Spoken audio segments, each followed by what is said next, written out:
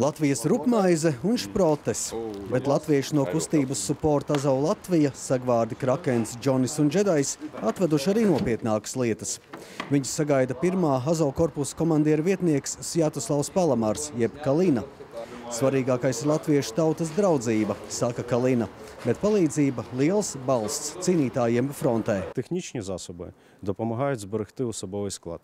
Тому що наша найбільша цінність... Tehnika mums palīdz saglabāt personālu, jo mūsu lielākā vērtība šajā karā ir cilvēki, mūsu Ukrainas pilsoņi, puiši un meitenes ar milzīgu gribas spēku, kas iztur milzīgas slodzes. Un tehnoloģiskie risinājumi, kā Starlinki, novērošanas sistēmas, droni, tas viss palīdz efektīvi iznīcināt ienaidnieku un vienlaikus saglabā mūsu cilvēku dzīvības. Ja Krievijā ir kvantitāti, tad mums jākaro ar kvalitāti, un par to esam ļoti pateicīgi latviešu brāļiem. То нам потрібно воювати якістю. І за це дуже дякуємо латвійським братам. Tajā brīdī, kad Ukrainai ir uzbrucis ienaidnieks, mēs nevaram stāvēt malā. Mēs to darām un darīsim, palīdzēsim Ukrainai uzvarēt. Tāpēc es aicinātu visus Latvijas cilvēkus turpināt palīdzēt, turpināt atbalstīt. Daļa kravas ar droniem jau ceļā uz fronti, bet par ziedojumiem iegādātas arī uzlādes stacijas, kas pieprasītas, jo frontē trokšņa dēļ ne visur vēlams darbināt ģeneratorus. Starlinki komunikācijai, bez kuras grūti vest cīņu, arī kvalitatīvi termotēmekļi.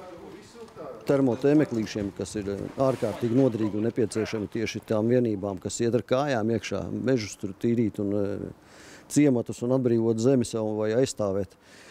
Jo redzamība naktī un termiskā redzamība, tas, protams, ir ļoti nozīmīga mūsdienu kara apstākļos. Mūsu brigāde tur lielu frontes posmu, kur pašlaik notiek aktīvākās kaujas. Šī palīdzība šobrīd ir ļoti nepieciešama. Šīs lietas glābj mūsu cīnītāju dzīvības, tās mums palīdz aizstāvēt savu teritoriju no ienaidnieka. Un Kalina, viena no vadošajām personām Azovā, izgājis Mariupoli, Azovstaļu un Krievijas gūftu, aicina Latviju būt vienmēr sagatavotai. Vienmēr atcerieties, ka Krievija ir ienaidnieks. Tas ir ienaidnieks Baltijas valstīm, tas ir ienaidnieks Ukrainai. Laika gaitā Krievija atņirgs zobus tādā vai citādā veidā. Un azoviešu aicinājums latviešiem būt uzmanīgiem, modriem un palīdzēt Ukrainai ieburcēju nelaist tālāk. Gins Amoliņš, Ingūns Graudiņš, Latvijas televīzija Ukrainā.